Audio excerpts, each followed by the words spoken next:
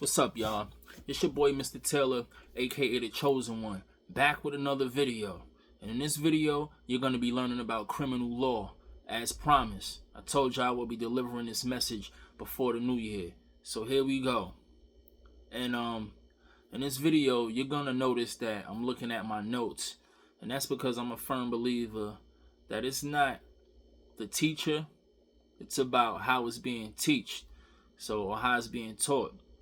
So this is some technical stuff, and I self-educated myself when it comes to criminal law, and I did a hell of a good job. And these people are mad at me, so I did a hell of a good job. So I know that this has to be taught a certain way. You feel what I'm saying? And I could easily do it off the top of my head, but I don't want to miss anything, and it really has to be in this order in order for you to master this and knock this out the box. When it comes to fighting criminal charges, you would knock it right out the box. You get your case thrown out or whatever. So let's jump right into it. So first thing first, when you're dealing with criminal law, you got to understand that you have to start from the basics. You can't be all over the place. You know, I always use the analogy math. I use math as an analogy when I talk about starting from the basics, because there's no way that you can understand geometry, algebra, calculus, trigonometry without learning elementary arithmetics. You feel what I'm saying? In other words, you have to know how to add, subtract, divide, and you have to learn that basic stuff before you try to jump to all the difficult stuff. The same with criminal law. You feel what I'm saying? There's basics before you get to a lot of the other complicated stuff or things down the road. When I spoke to a lot of people when it comes to criminal law, they always be all over the place, but they don't know about the basics. For a quick example, they don't know about an indictment and how long it takes to be indicted and etc., etc. And I'm like, you don't know that, but you know about all this other stuff. And they be smart too, but I'm like, you don't even know about the beginning process, because that's where everything starts at when you're getting indicted. They don't know nothing about that process, but they know about all this other stuff down the line. So I used to say to myself, wow, that's crazy. They don't even know this. They don't know that. So anyway, let's get right into it. So in a criminal case, right, you must understand that when you first get locked up, that's the most important part. You must pay close attention to criminal procedure law. That's the law that governs how you're being processed through the system. You feel what I'm saying? And that's called criminal procedure law. These are statutes that the legislators created. You must understand that. You see what I'm saying?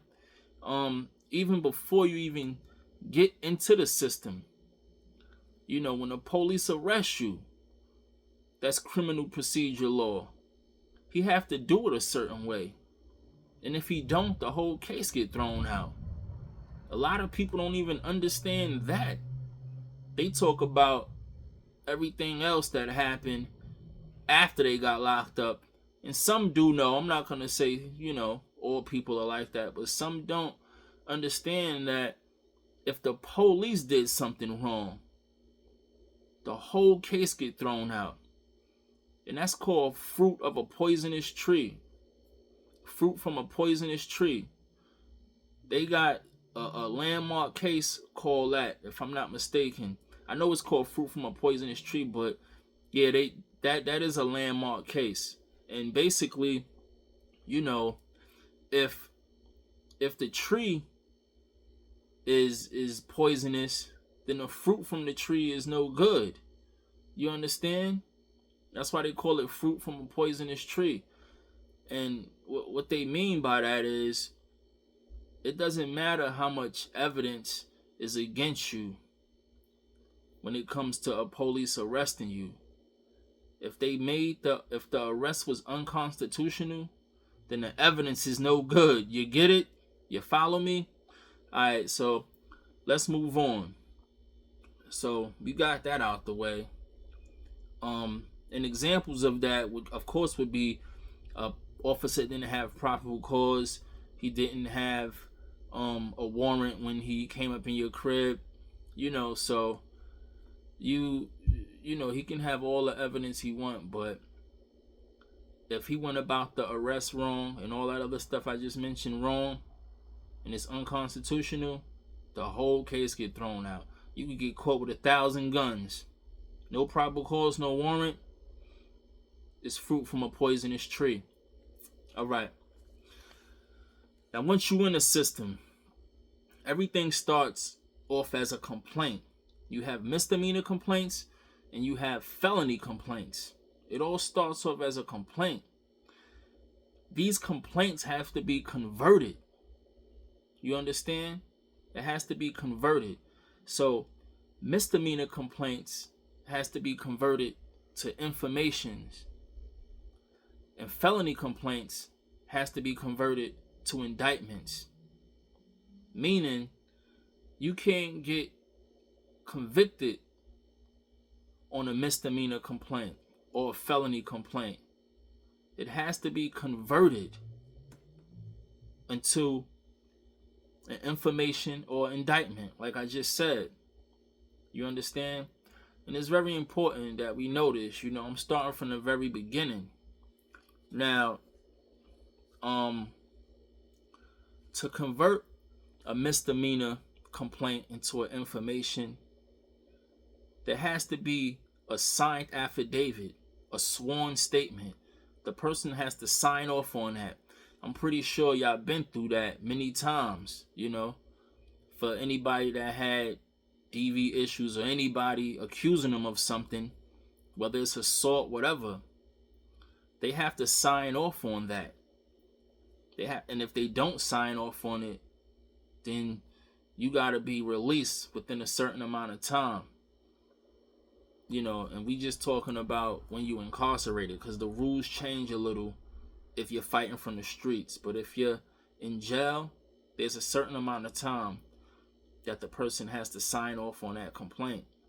You understand? And the time limit is shorter when you're locked up than in the streets. So let's just run that back again. When you're dealing with a misdemeanor complaint, in order for it to be converted to an information, the complaining witness, or the person complaining witness, has to sign an affidavit making a sworn statement.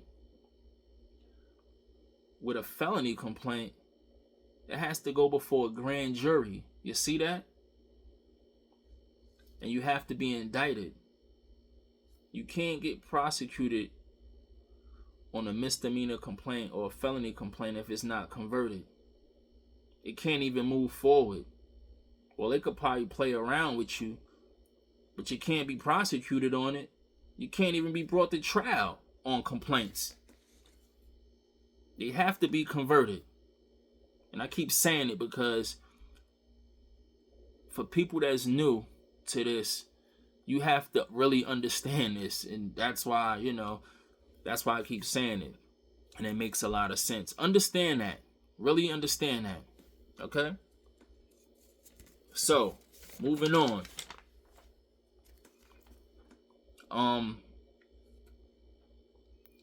So this is why it's very important that you understand criminal procedure law. And it's exactly what it sounds like.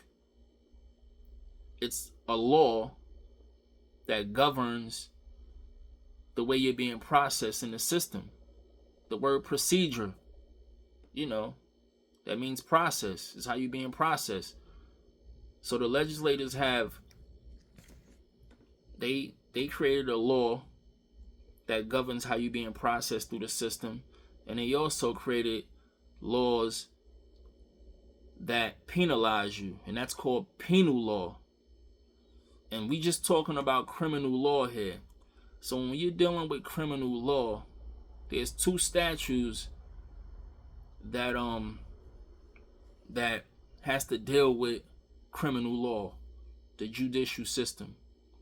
There's two statutes that the legislators created, and it has everything to do with the judicial system, and that's criminal procedure law and that's penal law.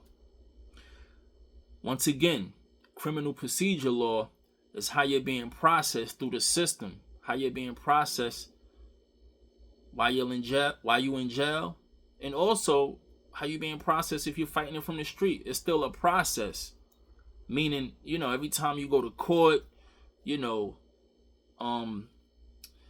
might be motions being filed, how the court is dealing with you. They making adjournments for certain purposes. You're being sentenced a certain way. All of that is procedure law, criminal procedure law. You know what I'm saying? Next court date might be for this, that, and the third, for hearings. All of that is a process. It's how you're being processed. So it's called criminal procedure law, which is a statute. A statute that the legislators created. And penal law is exactly what it sounds like as well. All of this stuff is self-explanatory.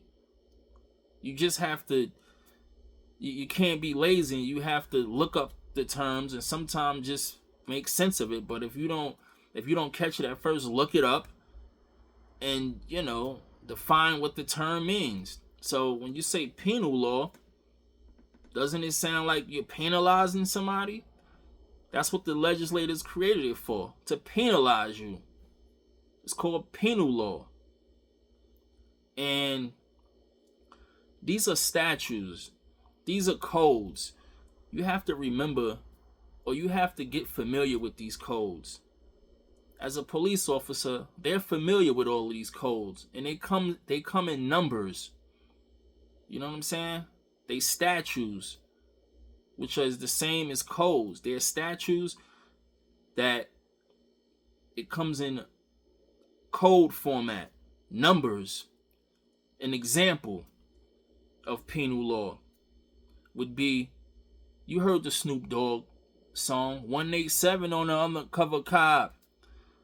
That's a code. That's why he said 187. That's murder. You feel what I'm saying? I don't know what degree it is, but that's murder. 187.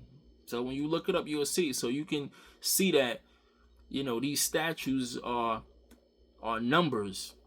They're codes, and you have to be familiar with them. You feel what I'm saying? Like I said, police officers have to be familiar with them, so they know all the codes. They're familiar with the codes, and they could just look it up, but they're familiar with them. You can't remember all of them, but they're very familiar with them. Same thing with criminal procedure law. You have a thing called 30-30 speedy trial. A 30-30. You see? That's a code. You have to get familiar with these codes. And they start off as small numbers, and then they get bigger. You start going through all the codes, and you be like, wow, damn, this thing is very it's infinite. It's very broad. It actually, it comes to an end, but it's very broad. It's very broad. So I'm glad that y'all understand that. And so now when we talk about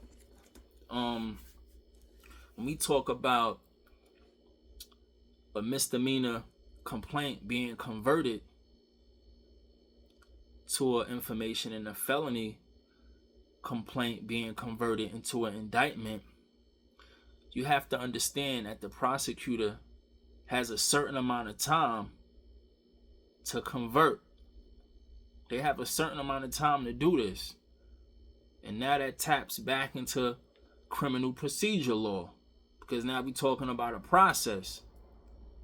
Now, when you're talking about a misdemeanor complaint, they have 6 days, 6 to 7 days tops, because it depends on if it's a Saturday or a Sunday or whatever, the day you got locked up.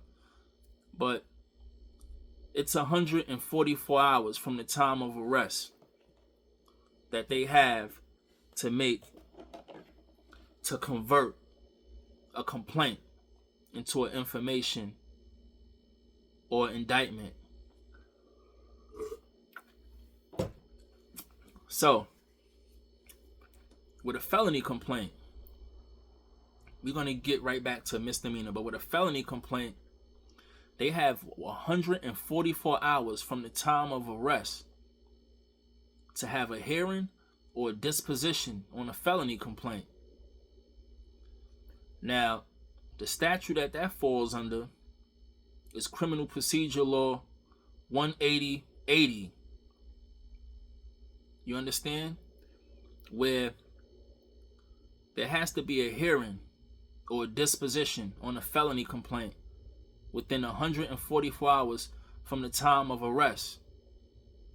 And if not, then you have to be released on your own recognizances. Now you see they use 144 hours to confuse you. All that is 6 to 7 days, if I'm not mistaken. You can count it. You got 24, 24, 48, then you got 72, you know, so forth and so on. 72, 91. Yeah, so it's about 6 days, 6 to 7 days. They put it in numbers as hours to confuse you. You feel what I'm saying? But just do 24 hours until you get to 144. And that's how much time they got. You understand? Now, this only applies, this rule, CPL 180-80, Criminal Procedure Law 180-80, this applies when you're locked up. You know, they have a strict time limit to convert this felony complaint to an indictment. But if you're on the street, it gives them more time to convert that felony complaint to an indictment. And that's when we get into speedy trial and all of that. And I'm going to get back to that in a minute. But I just wanted to tell you because the rules change. You know, the rules change. And it depends on if you're locked up or if you're not locked up. So when you're locked up, they got 144 hours from the time of arrest to convert a felony complaint to an indictment. Now it's the same time limit with a misdemeanor complaint. They have to convert it into an information. And the only way to do that is if they have a signed affidavit, a sworn statement. It's the same thing. It's just a little different because one charge is less than the other. But it's the same thing. You see, misdemeanors don't have to go before a grand jury. All they need is a signed affidavit, a sworn statement. But a felony has to go before a grand jury, where it's testimony and it's a vote by a foreperson and the jury and all of that. So you see the difference? And that's because felonies are more serious. So it's a whole different process. But at the end of the day, it's still the same thing, you know? There's just a little twist to it, you know? But something still has to take place in order for these complaints to be converted. Something has to take place. And this is why I say the beginning process is very important, because a lot of people skip right over that. A lot of us get locked up and we be like, they just adjourned my case. You just gotta lay up. You got people in jail telling people that, yo, just lay up. They just gonna make you lay up for a minute. Lay up what? Ain't no lay up. You better pay attention to the beginning process. That's what you really better be paying attention to. You better be paying attention to the time limit that they have to convert these complaints. You better pay attention to that, because that's going to get you released on your own recognizances. If you're not paying attention to that and you don't know no better, then that's when they keep holding you and adjourning your case and adjourning your case. And that's what happens a lot. And that's why I'm saying it's very important to pay attention to the beginning process. You understand? Now, of course you're going to have to submit motions if you see that, if you see that they haven't converted these complaints within the time limit that they have.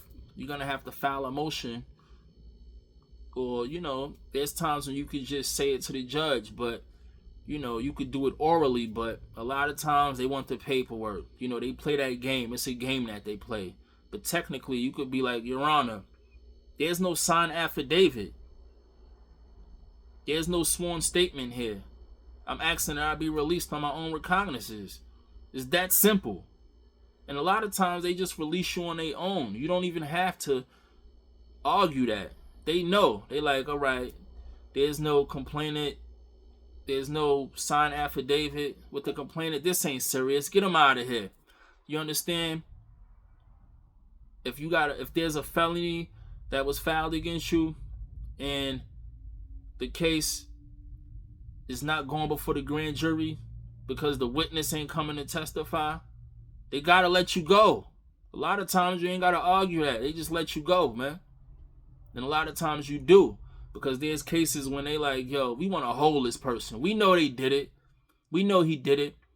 And the witness ain't coming forward. We still gonna hold him, though. They do that a lot. And those are times when you gotta really step up and argue your points. So, I'm glad we got that part. In the criminal procedure law that governs a misdemeanor complaint being converted to an information is CPL 170-70. That's the statute that governs that. And the statute that governs felony complaints being converted is CPL 180-80. You understand? I'm gonna be very technical here. I'm not gonna speak too fast because this is technical stuff. So, and I'm gonna repeat it a couple of times, So just bear with me, y'all. Just bear with me. So yeah, if they don't abide by these rules, then you have to be released on your own recognizances. Now, once you're released, they still have time to get a signed affidavit on a misdemeanor complaint. And they still have time to bring that felony complaint to the grand jury. They still have time. How much time do they have? Because all this law all CPL 170-70 does is get you released on your own recognizances. All CPL 180-80 does is get you released on your own recognizances. It's just get you out of jail fast. Because they like, why let him sit in jail if there's no hearing or disposition on a felony complaint? Why have him sit in jail if there's no signed affidavit with this misdemeanor complaint? Let him out. The case is not over. We still got time. We still got time to do all of this. You understand? And how much time do they have? So, when you're dealing with an A misdemeanor, because now we're getting into grades, the different grades. You have A misdemeanor, B misdemeanor, C misdemeanor, D misdemeanor, and then you have an E misdemeanor. Same thing with felonies. You got an A felony, a B felony. You have an A1 felony, actually. That's the serious felony. Then you have I believe it's an A. Same thing, B, C, D, and E. You understand that E is the lowest. And like I told you, I got 4 to 8 years for an E felony, the lowest felony that you can be charged with. But anyway, so if I'm not mistaken, the time changes depending on the grade, because some misdemeanors are violations, so they don't have much time to make that, to convert that misdemeanor complaint to an information, like a ticket or trespassing or hopping the train and stuff like that. They have less time now because these crimes is petty. And I want to double check that, but that's something easy to go back and check. But with an A misdemeanor, they have 90 days. And let's just say on a misdemeanor period, they have 90 days. Just know that they can't go past 90 days. But like I said, I believe the time gets lower and shorter the lesser the degree is. You know, so if the degree goes down like a C, a D, or E, the time gets shorter. So we just going I'm for sure that 90 days is the max though on a misdemeanor. And a lot of attorneys will tell you that. They won't even tell you that the time changes depending on how petty the crime is. They just tell you the prosecutor has 90 days. They have 90 days to bring you to trial on this charge. So we're going to keep it at 90. That's a fact, or they can't go over 90. Just know that. Now with a felony, they have 6 months to convict you, to bring you to trial on this charge. Now converting to an indictment or converting to an information is the same thing as convicting you. I mean, you know, they have to do that in order to convict you. So it's the same thing. If I say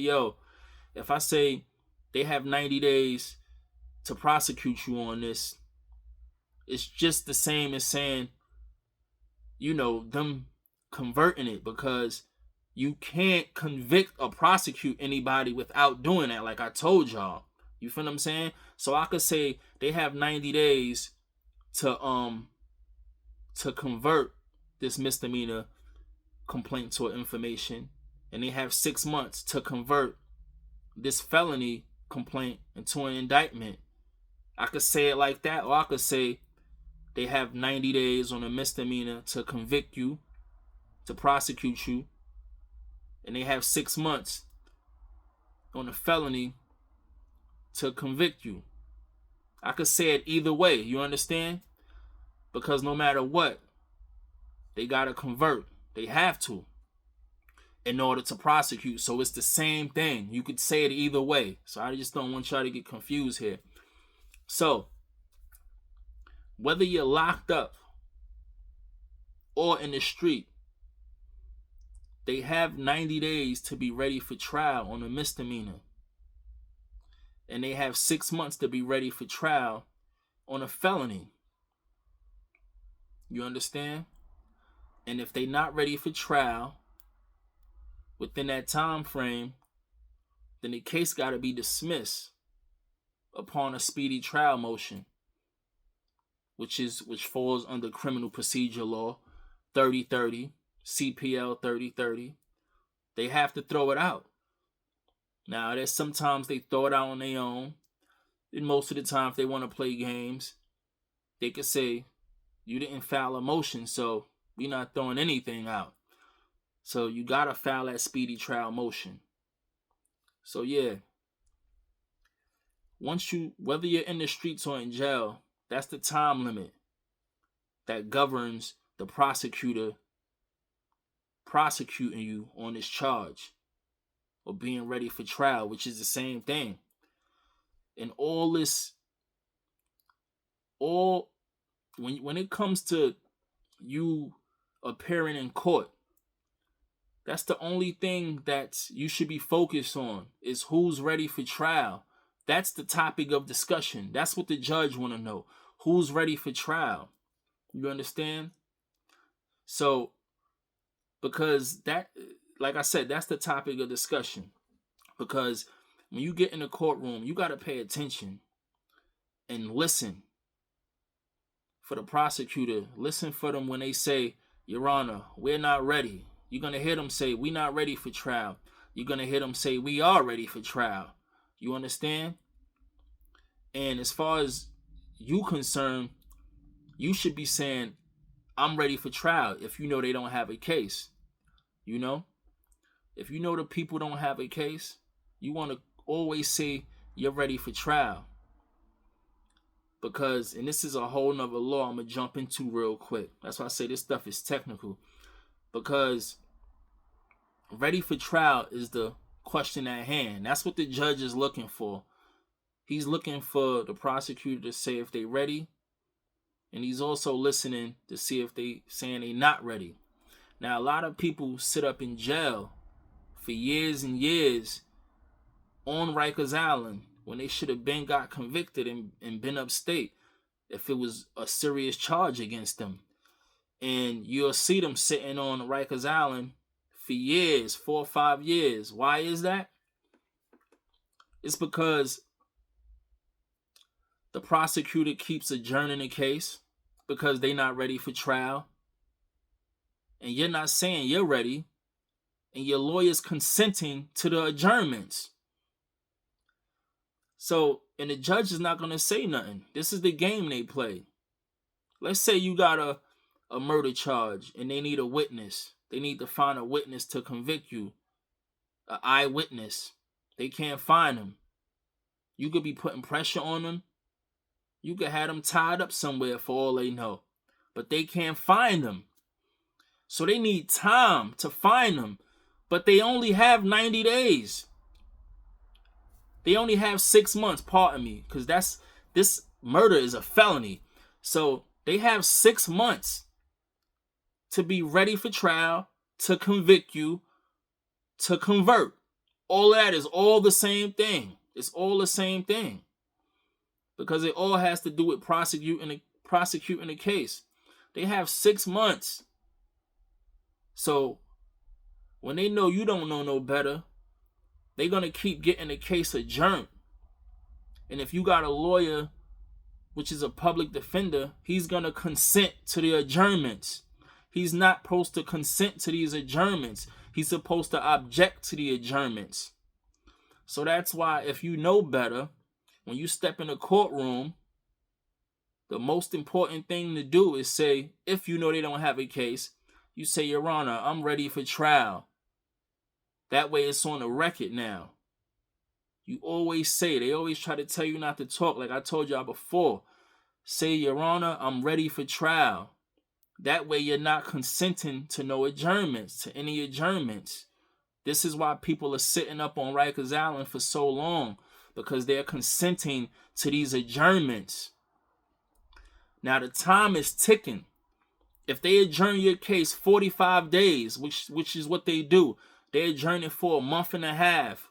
You're going to hear them talking about it in the courtroom. You're going to hear the prosecutor like, yeah, Your Honor, I'm asking to come back in the middle of June, You're going to hear him talking all this fast talk. They're going to look at the calendar and all of that.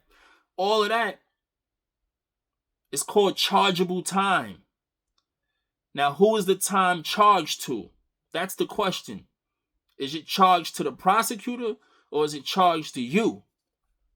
If you don't consent to that adjournment, it's charged to you, which means that that's free time that you're giving. You're just giving them free time to get their case together. If it's charged to the prosecutor, that means the time is ticking toward the 6 months that they have. So if they say, we want to come back in June or whatever, and that's 45 days from now, that means that's 45 days into the 6 months that they have to prosecute this case. You understand? Now, say they do another 45 days. Now we talking 90 days chargeable to the prosecutor. That's charged to the people. That's what they call. It's the people. That's why they say the people versus Mr. Taylor. That time is charged to them. So when I'm in court, I speak up. I let them know. Make sure all that time is charged to the prosecutor. We not consenting to no adjournments, and no time should be charged toward me. Charged to me. I'm ready for trial. You have to say that on a record. You have to. or else you're going to be consenting to adjournments. You understand? Now, they're going to come back to court again. When you come back after 45 days, you listen again. Pay attention. Listen. Listen to what the prosecutor is saying to the judge, because that's all the judge is sitting there waiting for.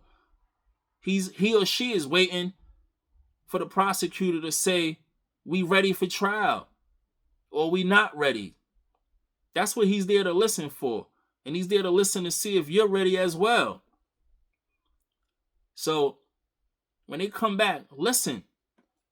They're going to be like, we're not ready, Your Honor. You're going to hear them say that. Every time they say we not ready, just make sure you letting the judge know, well, I'm ready. You see what I'm saying? So the process can't be held up because you're not ready, because you can't find a witness. The process cannot be held up for that.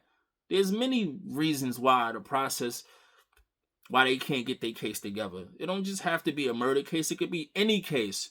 It's all about them having a case together, having the evidence, so we can proceed with the case. You understand? And take you to trial and convict you. If you're not ready, you don't have all day to be ready. You have a strict time limit, and it's 6 months. Under Criminal Procedure Law 3030, you have 6 months. Same thing with a misdemeanor. If they make a 45-day adjournment, you're not ready, that time is charged to you. Next time you come back, another 45 days, if they ain't ready, they got to let you go. They got to dismiss it, because that's 90 days now, and they not ready, and they know that. And you have to file that motion. And I said, sometimes they just let you go on their own. So I'm glad y'all understand that. So now, that was a good lesson right there. So now we're gonna jump into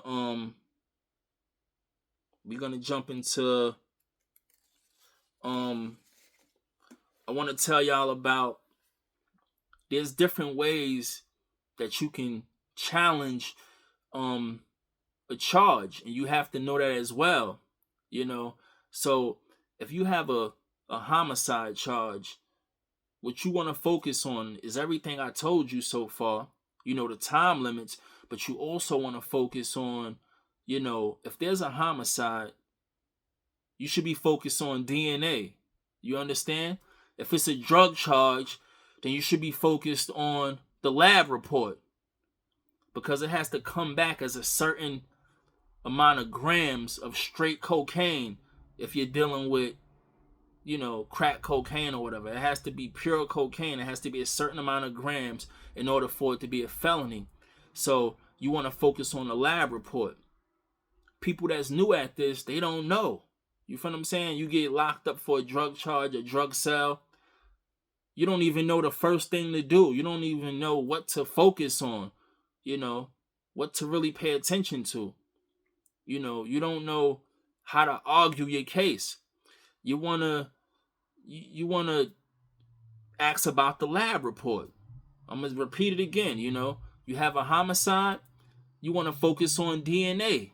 You want to focus on an alibi. You get what I'm saying?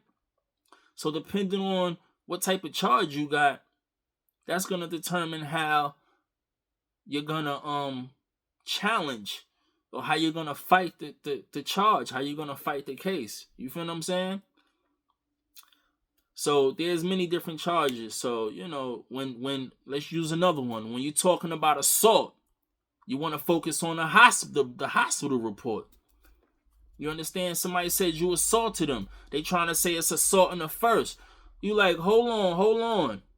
This person ain't got a broken eye socket, a broken cheek, a broken face, a broken nose. They just got a busted lip and a scratch or two here or there. This is not assault in the first. If it's assault in the first, I want to see the medical report. You see? So if you don't know what to tackle when it comes to you being charged with something, then you already lost. Like, you don't even know what to ask for, what to request, you know what to, look for, what to be, You don't know what type of documents you need to be retrieving. You just sitting up in jail. They telling you you got a robbery and they telling you got a assault in the first, but because they want to teach you a lesson, maybe because you beat your girl up. Come to find out, this shit ain't even no robbery in the first. They just want to punish you. There's no serious physical injury. The hospital or medical reports doesn't show serious physical injury. It has to be serious physical injury. So, that's a lesson right there. You have to know what you're looking for. You have to know. You feel what I'm saying? And you see all these people that be getting released from these homicides because of DNA, because of an alibi. You see? After 30 years, DNA evidence freed them. So this is what you should be focused on. Next thing is so there's many ways to challenge your charge. There's different ways, like how I just explained, but I want to go over something real quick. So for me, I tell people like this, man, because this is the way I go about it, and this worked for me, and this is pretty good. Now, when we get locked up, the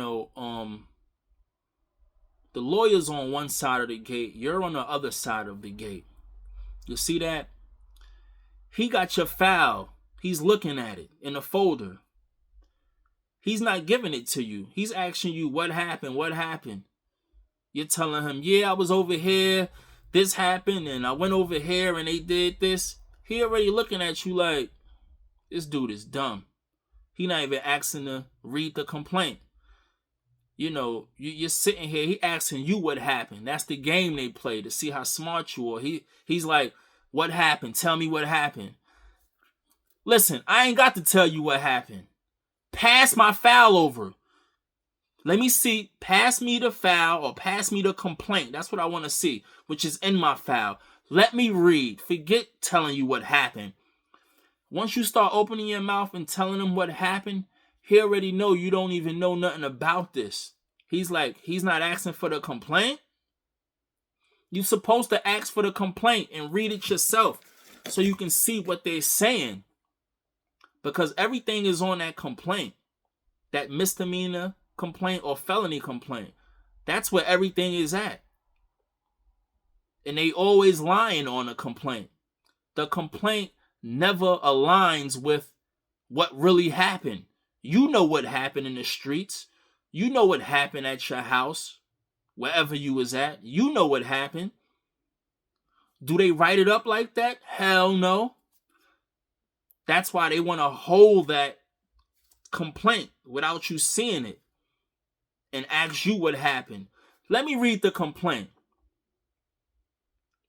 So, I say that to say this, man. I know how to read a complaint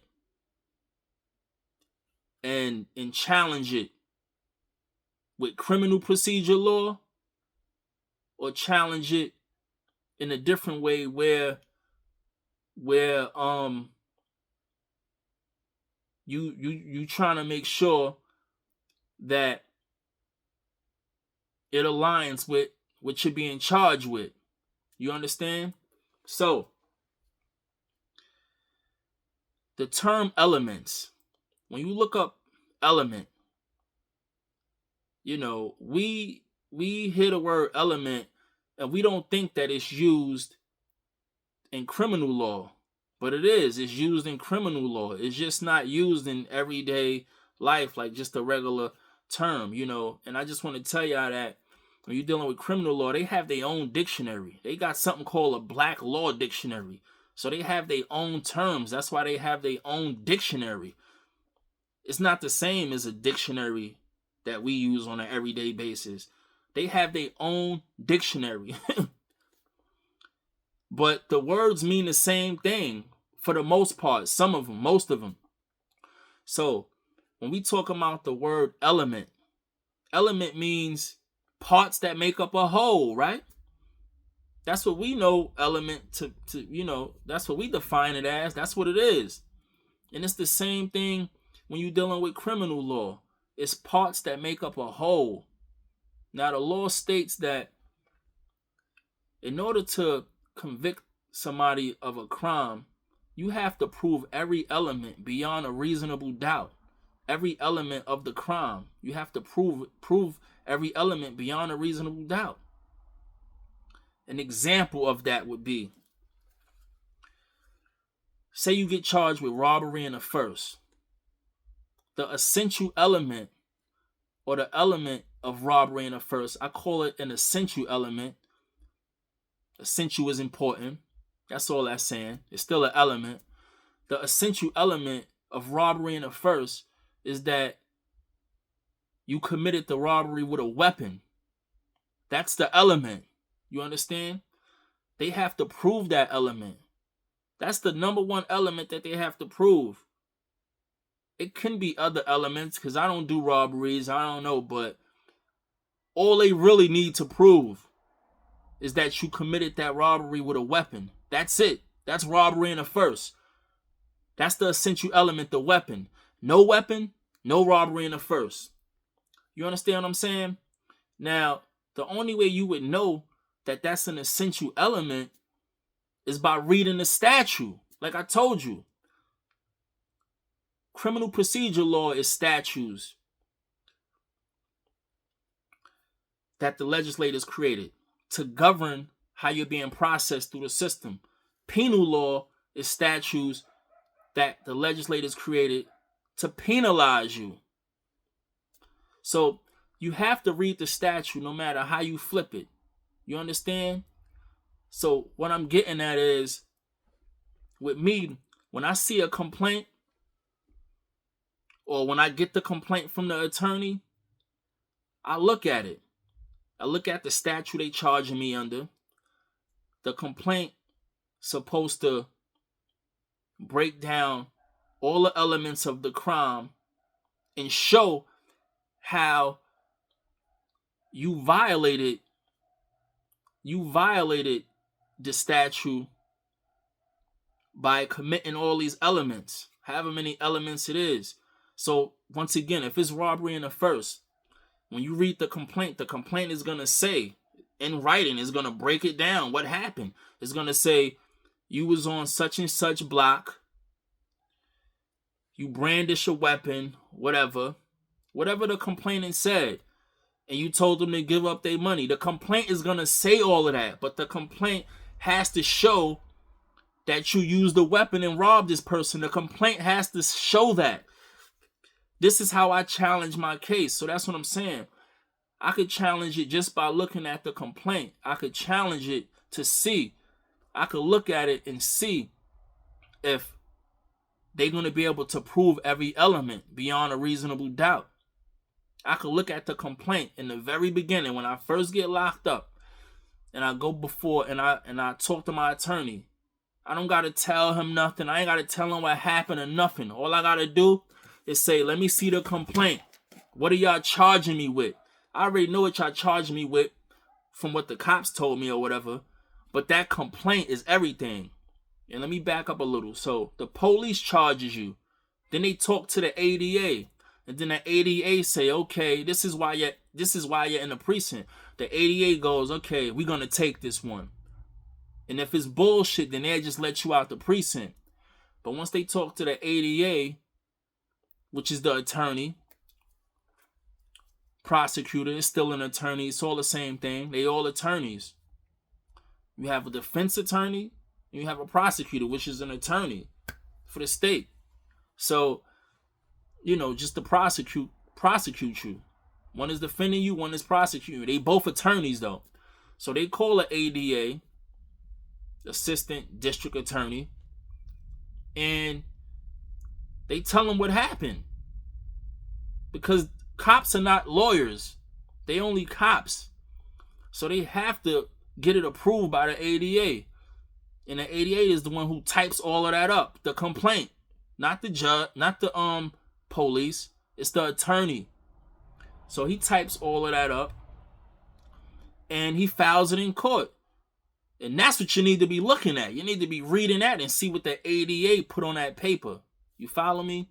So, when I look at the complaint, I could tell you off the back whether they got a case or not. Because you got to know what you did. You know what happened in the street. And you compare it to what's on paper.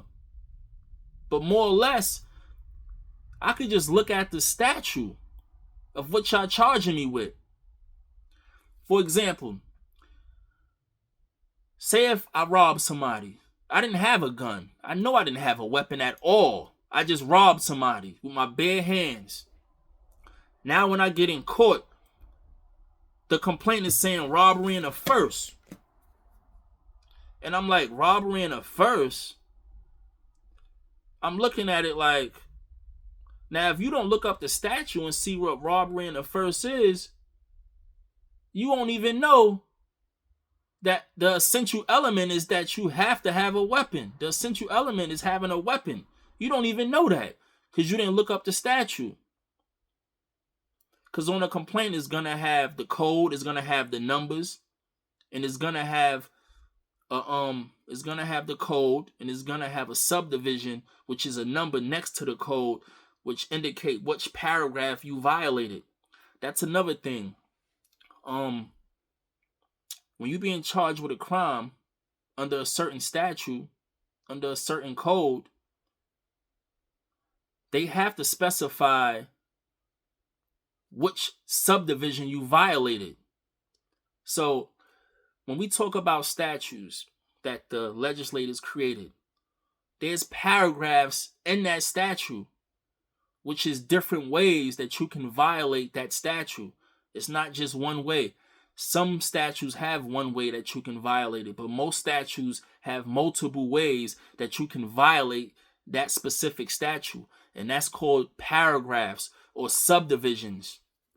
It's different subsections and subdivisions. A lot of people don't know that too. So that's why when you see 187 on an undercover cop, like I said, when you see that code 187, it's going to have a number or a letter next to it in parentheses that specifies what paragraph you're being charged under. You have to be charged under a specific subdivision when you're being charged with a crime. You have to. Every statute have different ways that you can violate that statute. Let's use assault for example. So, or violation of an order of protection or whatever. You know, under that order of protection, under that criminal contempt, that's what they call criminal contempt, that's what they call it. Under that statute, you can violate the order of protection violently, or you can violate it non-violent. It could be non-violent or violent. Those are different sections. They have one subsection where you broke somebody's property and it costs over a certain amount. That's non-violent, you know, but it's non-violent, and it's one of the paragraphs under that statute. Then you have the subsection, the subdivision where it's violent, where they say you violated the order of protection, and in the process of violating it, you cause physical harm to this person. You put your hands on them. That's a different section. You see what I'm saying? Then they got another section where you just was there. You didn't do anything, but you have prior convictions in the past of being there and not supposed to be there. That's another section. So that's why they have to specify what section you're being charged under. You understand? So, let's get back to the complaint. So, for me, I'm going to tell an attorney, let me see the complaint. I don't got to tell you nothing. I want to read what they said. You read what they said, what they wrote up. And once you go back to Rikers, if you go back if you get remanded, you go right on that computer and you look up the statute and match it up with what's being said on a complaint. Or if you're in the streets, you go to the law library in the streets, or you can look it up on your phone. You have to pull up the statute that's on a complaint. Makes sense, right? If they got on the paper that, 187, which is murder, you got to look up that statute and look up the subsection that they charging you under. It's pretty simple. It's just that simple. You look it up, you read the statute, and make sure and see if it's in line with the complaint, with what's being said on a complaint. If those two don't match up, the case got to get dismissed just on those grounds alone. That's called legal insufficiency. And they do that a lot. And they could always do that. They could write up a complaint. Right? Charge you under this statute. And come to find out, when you read it, you like, they can't convict me of this because I didn't commit these elements. They can't prove these elements because I didn't have a weapon. How y'all gonna charge me with robbery in the first when I pull up the statute, I see that robbery in the first, you have to have a weapon. I didn't have a weapon, but y'all got here that I'm being charged with robbery in the first. I didn't get caught with a weapon. As a result, you're not going to be able to prove, the prosecutor is not going to be able to prove every element of that charge beyond a reasonable doubt. He's not going to be able to prove that. Assault in the first, it has to be serious physical injury. You know what happened if you put your hands on your girl. You know there wasn't no serious physical injury. You know you didn't break nothing on her. You know it was just a scratch or something. But they got it down as assault in the first. So you know they're not going to be able to prove every element under that charge. Because one of the elements of assault in the first is that the complainant has serious physical injury. You see how you break the case down like that? So I could just look at a complaint and look at the subsection that they're charging you under. Paragraph, subdivision, subsection, all the same thing. I could just look under that, compare it, look at the statute and the subdivision, compare it to the complaint, and that right there is going to let me know, and compared to what I've done, you're looking at what you really did. Only you know what you really did, but what really matters is what they got on the paper and what they could prove. You don't even really got to look at what you did.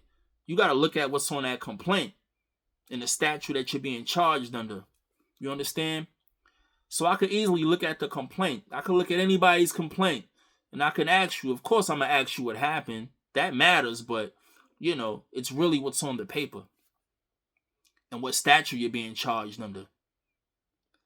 So you're looking at the statute, you're looking at the complaint, and you like, wait, the statute says this. These are the elements under the statute. And from the looks of the complaint, you're not going to be able to prove all of these elements under this statute beyond a reasonable doubt. You're not. You're not going to be able to prove all the elements under this specific subdivision as well. Because it ain't just the statute. It's the subdivision. It's the paragraph that they charging you under. They have to specify that. You can't just have charge somebody under this statute without specifying the subdivision that you're being charged under.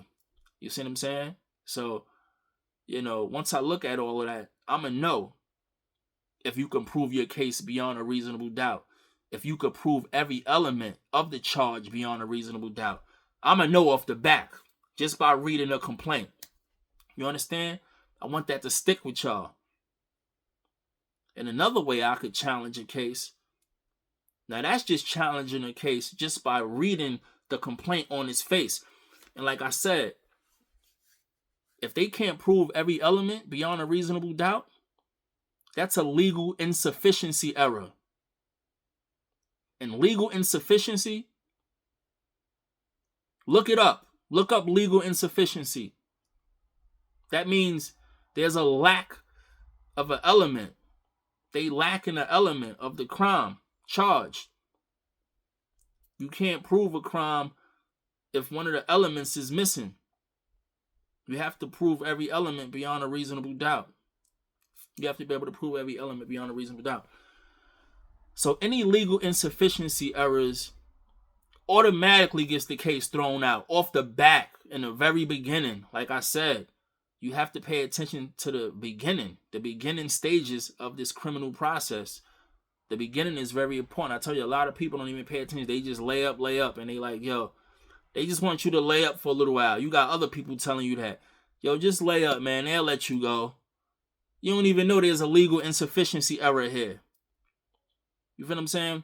So that's one way I could get a case thrown out. Another way is criminal procedure law, like I told you.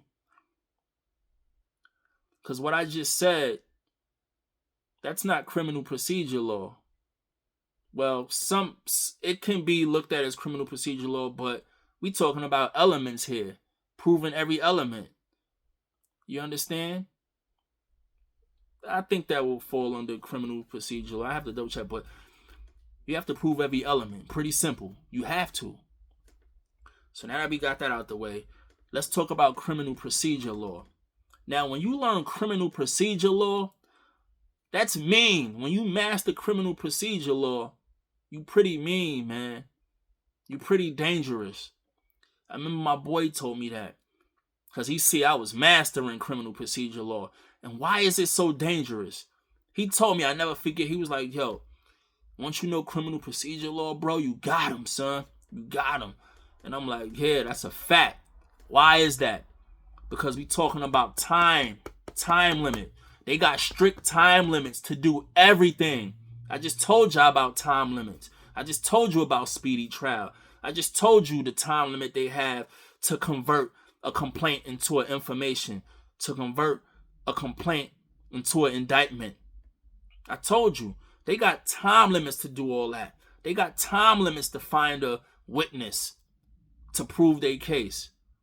Why you think they be holding people on an island for so long? That's because they need more time. But they don't have all the time in the world. You just can't lock a person up and throw away the key and take your time in proving your case. That's not how it works. That's what criminal procedure law is for. It governs how you're being processed through the system. Which means that they have strict time limits on proving a case, on bringing a case forward. They got strict time limits. So once you master criminal procedure law, you're mean. Criminal procedure law governs the way you're sentenced. If you're sentenced as a predicate, as a 3-time felon, criminal procedure law governs when they bring you before the grand jury, which, as I said again, converting. Criminal procedure law has to deal with speedy trial, the times that they have to bring you to trial. Criminal procedure law touches on all sorts of things in the criminal justice system. It touches on everything. Everything, man. The lab report, everything. Everything deals with criminal procedure law. A lot of it. Because and all you gotta do is ask yourself, anything they doing with you, anything they doing with your body while you're in the system, or if you're fighting on the street, anything they doing in court, just ask yourself, is this dealing with processing me? Yes, it is. Everything is a process when you're in court. So every little thing, every little court date, it's a process, it's a process, it's a process. And what governs that process? Criminal procedure law. Yes. And that's where due process come in at. When you hear about the 14th Amendment, due process is a fair process, a fair proceeding. They have to process you fairly through the system, through this court system. You have to be dealt with fairly, which means processing you. Why you think due process is a part of the amendment, the 14th Amendment? It's serious. That's all due process is about. how you're being processed, a fair proceeding. You have to deal with me fairly, man. That's what due process is. And that's another thing. I know how to turn a state law into a constitutional violation. If they violating state law, because all of this stuff I'm talking about is state law. This is on a state level. But I know how to argue state law and tell the courts, look, you violating my statutory rights. And I know how to also say, look, as a result of you violating my statutory rights, you're also violating my constitutional rights. You're also violating the Constitution. You see that? They go hand in hand. So if they're in violation of criminal procedure law, which is state law, you're also in violation of the United States Constitution, 14th Amendment, due process. You see? That's a whole nother, we'll get into that another time though. And they don't like that because when you start arguing constitutional law, they like, oh my God, he talking about the Constitution. Yeah, that's why I'm mean with this, man. I could turn a state law violation into a constitutional violation. I know how to do that. I know how to cite that. I know how to argue that with ease. You feel what I'm saying? Yeah. So, and that's why speedy trial, 30-30 speedy trial, it also covers the 6th Amendment. Your 6th Amendment, speedy trial. Look it up. Most of these statutory rights turn into constitutional rights as well. Yeah, that's a fact. You feel what I'm saying? So yeah, I know how to argue criminal procedure law as well as just reading a complaint and dissecting it just from reading it. I could tear it apart just from reading it and show that you can't prove all the elements of this charge. I could do it like that, or we could play the criminal procedure law game. I know how to do the legal insufficiency game, and I know how to do the criminal procedure law game.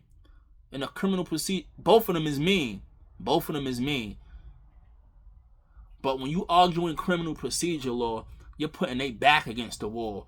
Because now you telling them, I know you got a certain amount of time limit to do X, Y, Z. And if you don't get it done, you know what you got to do, right? Throw it out, release me, something. You have to do something. Because you don't have all day to get your case together. You have a certain amount of time, and you better have it done. And if you don't, you know what time it is. So, the next thing we want to get into is, we talked about the elements and all of that. You feel what I'm saying? The next thing is, I think I pretty much touched on it. I have to look at my notes. Yeah, man. So, yeah, I think I touched on everything here, man. Just to give you a quick rundown of how to challenge your cases. It's been a while now, I've been up here for a little minute. I knew this take a while, but yeah. Yeah, I pretty much touched on everything, and this is how you challenge your case, man. This is how you fight it. Master criminal procedure law, and because they have a certain amount of time to indict you. I want to keep stressing that they have a certain amount of time, because a lot of people think when you get locked up, they just forget about everything. They get locked up, and it's over. They like, yo. They start listening, like I said, they start thinking that they gotta lay up and wait for the courts to tell them what's gonna happen, or a lawyer. That's not how this game works, man. This is why you're laying up for so long, because you're letting a lawyer do all the work, and he's not there to help you, especially if he's not paid for. I'm so good that I tell people this. I pay a lawyer. You see, because look, some people will pay a lawyer, right? and they still do what they want to them. Or they don't know if this is a good lawyer or not. They just paying them and hoping that they good. You see me? I'm different. I pay a lawyer. You see what I'm telling you right now? You see what I'm teaching you right now? That's how I come at the lawyer. Look, bro, they got a certain amount of time to do this. Make sure if they don't do this in a certain amount of time, make sure this case is thrown out. You're not telling me what you're going to do. I'm going to tell you what to do. I'm paying you. I'm only paying you to be my mouthpiece. I'm not paying you because I don't know what to do. In certain cases, it might be in certain other laws or areas of law I might need help. But with this, I'm paying you to be a mouthpiece because I already know the law. And that's how I know if he for me or not. If you have a clear-cut case where, you know, it's an assault in the first, like I said, and I know that there's no serious physical injury because I know what happened. I know I didn't harm this person. You know, it wasn't no serious physical injury. I know it's just a scratch and all of that. And I'm telling you to get the medical report and show them that there's no serious physical injury, so they should be dropped or reduced to a misdemeanor or whatever. And you're not doing it, and you're lollygagging and stuff, I know you're not for me. If I tell you, look, they got a certain amount of time to indict me on this charge, I haven't been indicted, or before the time come, I'm letting you know, look, you better argue this because they're not going to have a hearing or a disposition within 144 hours from the time of arrest, which is 6 to 7 days, I believe. Yeah. I know they're not going to have a hearing or a disposition within that time frame. So make sure you argue that. And you're not doing that? I'm getting rid of you, my man. That's it. I tell you what to do. Just because I'm paying you, don't get it twisted like I don't know what's going on. I'm paying you because they don't respect my mouth in the courtroom. They respect your mouth. They don't respect mine because I'm pro se. I'm not an attorney. That's what I'm paying you for. I'm paying you because you got the power. I'm not paying you because I don't know better. So that's how I give it up when I pay attorneys. I'm going to tell you what to do. And if you don't do it, you're out of here. So it's not like I'm just putting my money up and rolling the dice. You know what I'm saying? That's how I do it, man. And we pretty much touched on, everything. We pretty much touched on everything, man. I just want to do a quick recap. I thought it was going to be harder because I wanted to go in that order. So let's do a quick recap real quick. When you first get in the system, when you first get arrested, you want to pay attention to the beginning stages. Like, you don't want to pay attention to nothing else because that's the most important part. It even starts from when you're in the street and you get arrested. You have to pay attention to that. How the police arrested you. You feel what I'm saying? That's criminal procedure law. You see that? That falls under criminal procedure law. Constitutional law, all of that. Because they have to do things a certain... Everything that's dealing with how you do things is called a process. That's why you have criminal procedure law. You understand? So, if you arrested me, or if you stop me and you ain't have no business stopping me, we know what that means. You didn't have probable cause. So whatever evidence that you gathered from this illegal stop, it's irrelevant. You can't even use it in a case because you already violated my rights by stopping me without even having a reason to stop me. It's fruit from a poisonous tree. You feel what I'm saying? The evidence is irrelevant if you didn't follow the rules that that was put in place when stopping people. You just can't stop people for no reason. So you can stop somebody, you catch a gun on them, you didn't have no reason to stop them, that gun charge gets thrown out.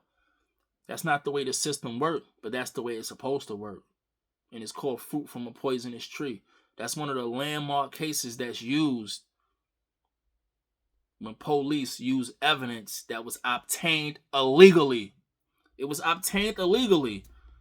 The case get thrown out. So this is why I say, learn the basics before you jump the gun. You don't even know about the beginning stages of this, and you're talking about all this other stuff. All this lineup and all of this and all of that.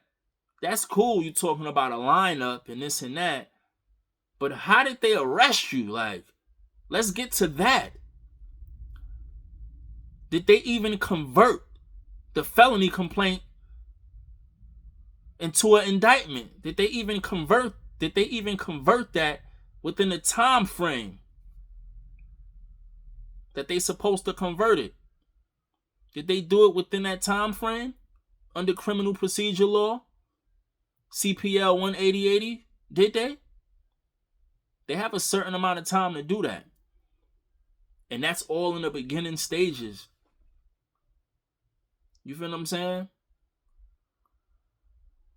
When you looking at the complaint that was filed, the subsection that they charging you under, when you read the statute in the subsection, does it align with what the prosecutor wrote up on the complaint? Does the statute and the subdivision align with that? Does it? If it don't, then we got a legal insufficiency error here. We got an issue where the prosecutor can't prove their case beyond a reasonable doubt. They can't prove every element of the crime charge beyond a reasonable doubt. There's a missing element here. Elements is part that make up a whole. You understand? So every charge, every statute, every charge has elements that make up that charge. It's the same thing. It's parts that make up a whole. Robbery in the first. One of the elements, if not the only element, and if it's other elements, that's the essential element. You know, certain charges is like that. It could be more than one element, and they do have to prove all of them. And if I'm not mistaken, though, you know, don't quote me, but I believe some of them charges, that essential element is the most important. You know what I'm saying? So, but the law says they have to prove every element, so it is every element. But if I'm not mistaken, I think I've seen cases where, you know, there's a such thing called an essential element. You understand? And if they prove that, then you're done. Like, you know, robbery in the first. When they got that weapon and you rob somebody, that's it, man. You see? So, you know, make sure they can prove every element beyond a reasonable doubt. Elements make up a whole. If they can't prove them elements, then the case got to go by the wayside. And I explained that to y'all. So, you know, that was the quick recap. And I think I should be wrapping this up. I'm just trying to make sure I touched on everything for y'all. If not, I touched on the most important. And, I mean, I want to see y'all reaction to this video. And then we're going to dive deeper into more things. You know, like appealing your case once you get convicted. You know, like illegal sentences and things like that. You know, being sentenced a second time felon and a third time felon and all of that. Whatever you want to know about when it comes to this criminal justice system, just let me know.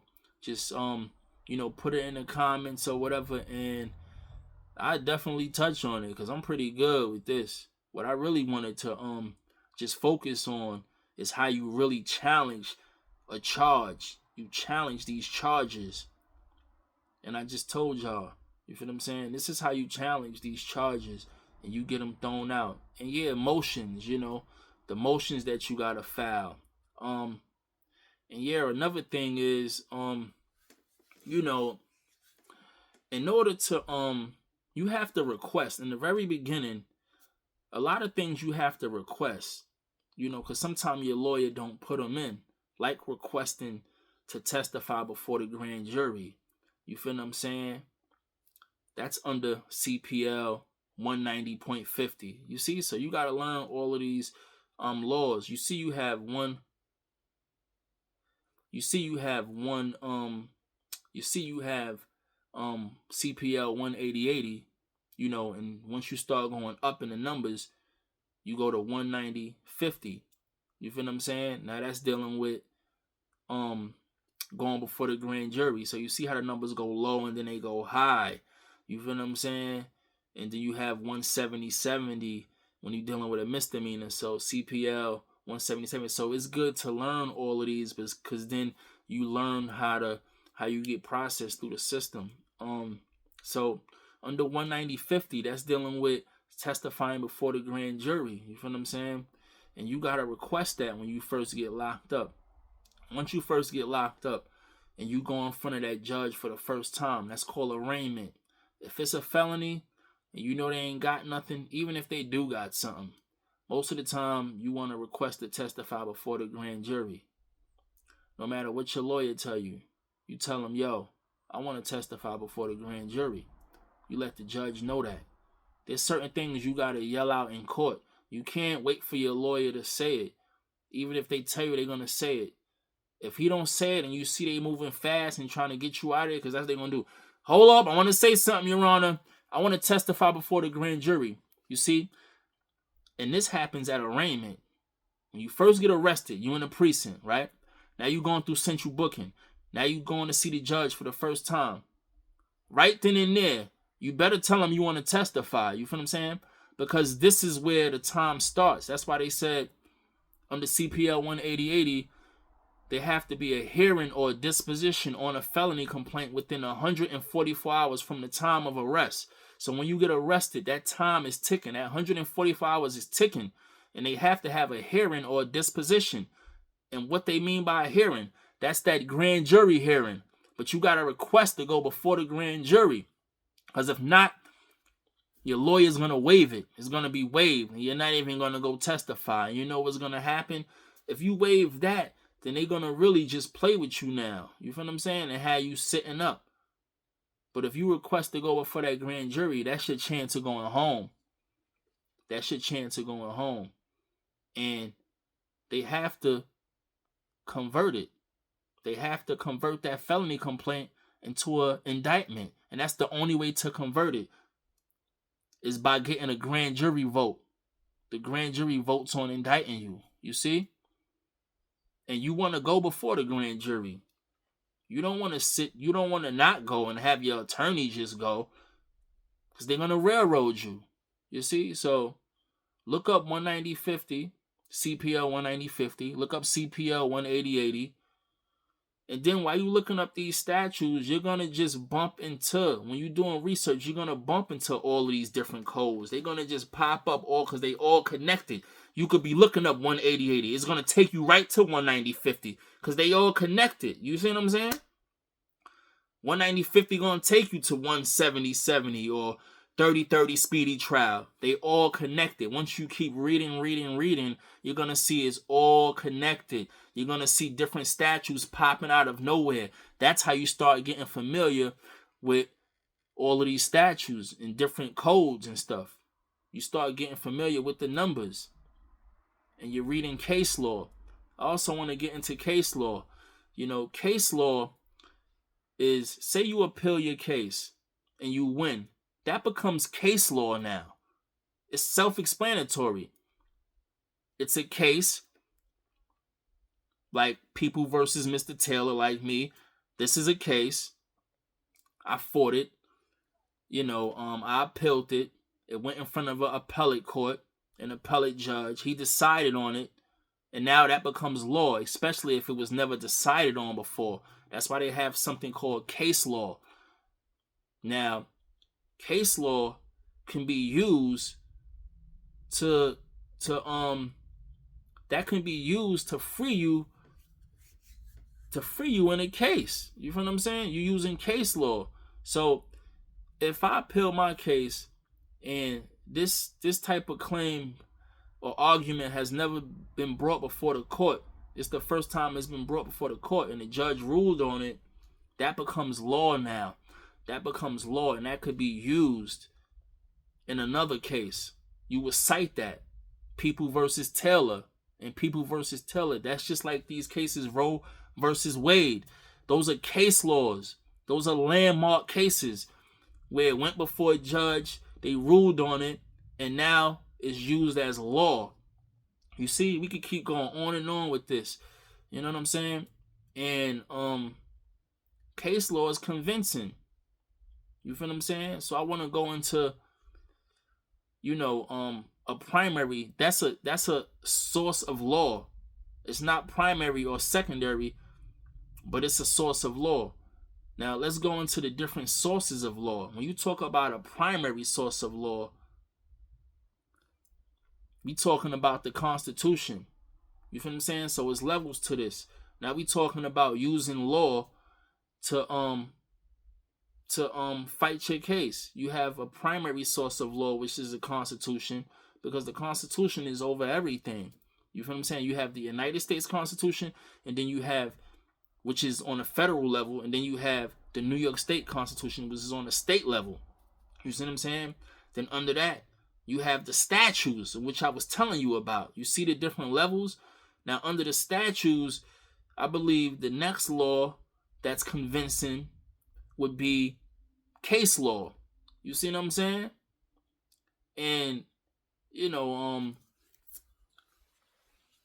that's exactly how it works. I want to double check that, but I just want to make sure I got the order. I know the United States Constitution is a primary source of law. I know that for a fact. And I know a secondary source of law is the New York State Constitution. You see, it goes in this order. And then under the New York State Constitution, it becomes the statutes which the legislators put in place. You see? So it's levels. It's like a hierarchy type of thing. You understand?